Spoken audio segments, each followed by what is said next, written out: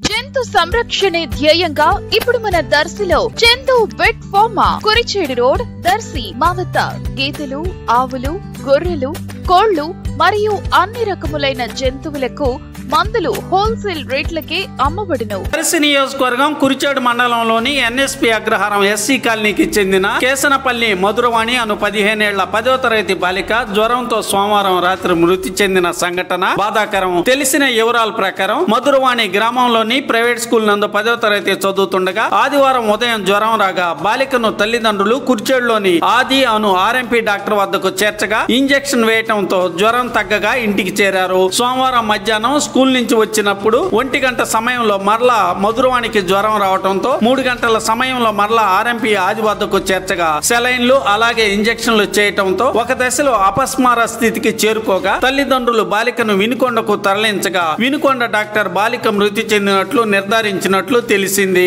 ఈ రోజు బుధవారం కురిచేడు పిహెచ్సి వైద్య బృందం గ్రామానికి చేరుకుని ప్రత్యేక వైద్య శిబిరం నిర్వహించారు. బాలిక మృతి చెందటంలో ఎవరి పాత్ర ఎంతుందో నిజమైన కారణాలేమిటో వైద్యాధికారులు నిర్ధారించాల్సి ఉంది.